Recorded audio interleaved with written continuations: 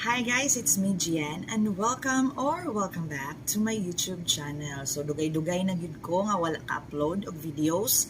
Of course, tungod jud na sa ko ang kabisi diri sa for today's video, ang paghisgutan nato kung unsa ang mga angayan ug dapat nga buhaton kung ikaw usa ka negosyante nga magsugod pa lang sa imuhang negosyo. Kanus-a ba ka dapat molukat og mga permit og licenses ug asa ba ka dapat nga government agency magpa-register sa imuhang business aron malegalize. So every year nagadiscuss ko og business permit processing. But for today's video, ato ang i-discuss kung asa nga mga government agencies o tagsa-tagsa nga agency sa gobyerno dapat moadto og maparehistro ang usa ka negosyante aron malikayan ang mga penalties samtang siya naga-operate sa iyahang business.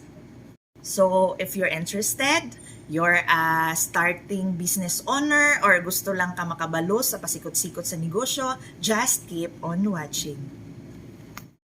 So una, ingon sila, dili madato ang usa ka tawo kung magpabilin lang siya nga empleyado. So daghan ka nato tungod sa opportunity, tungod sa paglambo sa ato ang mga lugar, sa paspas nga progress sa usa ka lugar, nakahuna-huna ta nga magnegosyo, mag-open o business. Isa na sa goal sa mga tawo karon na isakyanan, na ibalay, ug magka tag-iya og usa ka business. So kung ikaw na anak kay business or usahay before ka mo engage sa usa ka business, kailangan mag-study or studyhan nato kung unsa ang mga pasikot-sikot aron dili pud ta malugi tungod kay di ba risk man jud na nga nagbuhi ka og kapital nga ibutang nimo sa usa ka negosyo nga usahay wala pa kakabalo kung asa mapadulong. So ingana ka risky ang life sa usa ka negosyante, dili nga automatic nga madato ka mag-boom imuhang business. So moagi pa jud ka sa step by step ug kailangan nimo mag-study og maayo. So maybe you're here in my YouTube channel to search for some things about licenses and permits, then ninggawas ko. So, I hope nga makatabang ko bisag ginagmay sa inyo ha. So, first things first, asa ka una nga mo adto kung magplano ka mag-open og business. So, una, magpa-register ka sa imuhang gusto nga pangalan sa imuhang business sa Department of Trade and Industry. Kailangan pa ba ka nga moadto sa DTI? Dili na siya necessary nga moadto pa ka sa ilahang office. Tungod kay karon, pwede na nimo makuha ang permit or business name registration certificate sa website lang sa DTI. So, ibutang nako sa ako ang link sa baba. BNRS website sa DTI wherein dito lang ka magpa-register. Kailangan lang i-ready nimo kung unsa nga pangalan sa business ang imuhang gusto. So naalang sila steps dito nga i-approve nila kung pwede ba tong pangalan sa business nga imuhang nahuna-hunaan or syempre, kung dili siya ma-approve, mag-improvise lang kagamay kung unsa ang pwede para sa imuhang certain line of business nga ma-approve sa DTI for you to proceed sa imuhang business registration. So, ginapadali na jud siya karon. Ang payment niya, pwede nimo bayaran through GCash and other online payment channels. So, mooto, naana kay business name certificate gikan sa DTI kung ikaw usa ka sole proprietor, kung ang imuhang business, ikaw lang mismo or individual lang ang magtag-iya or owner. So, sa DTI ka mo adto.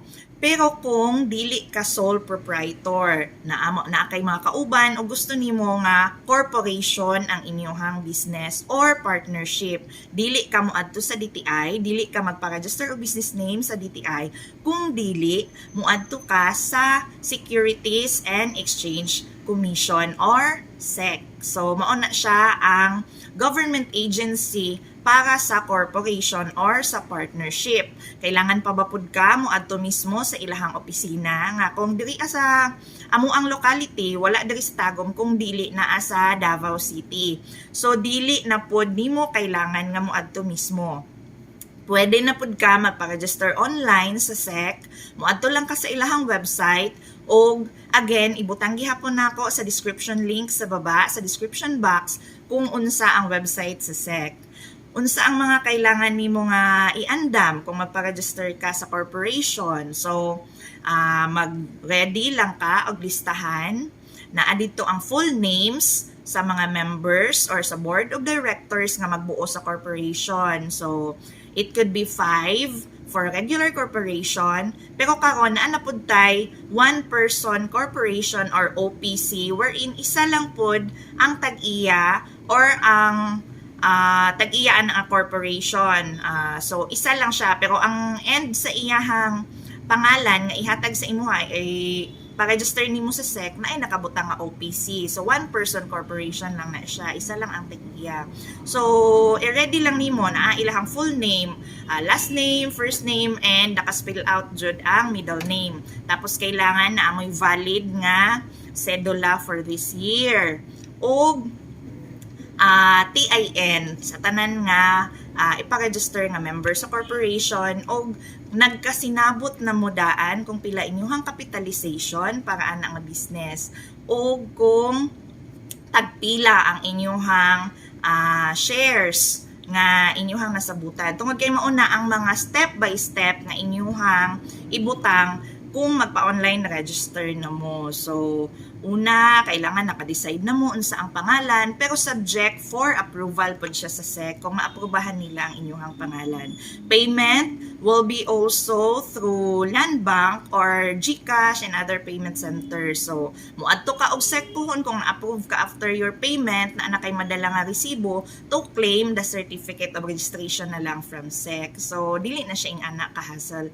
After nga naa na kay business name through DTI or through SEC, asa na pud ka mo adto. So, pwede na ka mag-start og operate actually sa imuhang business kung kanang ginagmay nga mga business diri sa locality. Tungod kay after nimo ma-register sa business name, muadto man ka magpa-register na pud ka sa business permit and licenses sa inyong munisipyo or sa inyong syudad. So, magkuha na kag permit sa city or sa munisipyo. Sa business permit and license section, ang una po nila nga requirement is ilahang i-check kung existing na ba ang imuhang business. So, kailangan open na ang imong store or open na ang imuhang negosyo, nag-operate na siya. Kay para pag-check nila, makita nila nga existing jud na siya nga business. Dili kay nag-apply lang kag business permit, tungod kay na kay pasahan nga for example, magpasa ka for loan purposes sa bangko, gipangayuan ka og business permit. So, di ba na ay mga ingana nga chances. So, that's why isa sa requirement pod sa license section nga ilahang i-check kung tinuod jud ba nga existing ang business. So, mauna, kailangan nag-start na pod kag operate while ga-process ka sa imuhang permit. It could be on the first week, second week of your operation. Apan sa BIR man good, ang rulings man pod sa BIR, tungod kay dili lang man ta nga sa license section sa munisipyo or city lang ta magkuha og permit, nga business permit, or mayor's permit, kailangan man pud nato magparehistro sa BIR tungod kay ang BIR man gyud ang national agency nga nagapangolekta sa tax sa tanang businessman o sa mga katawhan diri sa Pilipinas. So, kailangan pud nato i-consider kung unsa ang mga rules sa BIR. So, naga-conflict pud siya.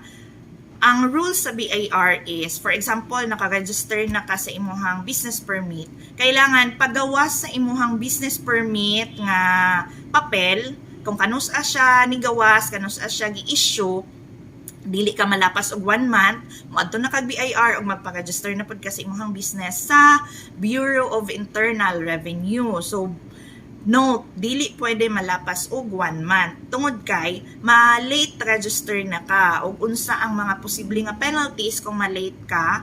Automatic late registration ay penalty sa marag minimum of 1,000 pesos. Apan, kung medyo dugay mas lapas pa jud ka sa 1 month gikan sa paggawa sa imong business permit, pwede ka i-charge sa BIR og non-issuance of receipt. Tungod kay di ba ang BIR lang man ang authorized nga government agency kung asa nimo kailangan ipa-register ang imong mga invoices o official receipts. Meaning kung wala ka nagpa-register sa BIR, wala kay resibo nga ikahatag sa imong mga customers. So, of late registration ka tungod kay wala ka nakaparegister, tapos automatic non-issuance of receipts ka. So diri ka madapan sa non-issuance of receipt kung ma-charge ka ana sa BIR tungod kay minimum of 10,000 to 20,000 ang penalty ana. So mo nang kailangan nato siya nga timan-an. So for clarifications regarding business permit processing, mag-upload na pud ko kung unsa ang mga step by step ug unsa ang mga requirements nga kailangan natong iandam kung magpa-register ta sa atong business or mag-renew ta sa atong licenses karong 2024 tungod kay hapit na pud ang ting-renew sa January na pud ta. So take note of the deadline for the fourth quarter business permit kung nag-quarterly mo sa inyong bayad sa lisensya sa mayor's office or sa inyong munisipalidad or sa inyong city. Ang deadline for fourth quarter will be on October 20. So dili ta magpalapas ana tungod kay another penalty na pud siya. So mao lang to unta na amoy nakuha sa akong discussion karon. Og for questions, pwede mo reach out sa comment box kung naamoy gusto nga ipa-clarify nga mga inquiries or further discussions. Pwede mo mag-suggest kung unsa. And I hope nga nakahatag ko og bisan ginagmay nga ideya para sa inyo ha. So thank you so much for watching!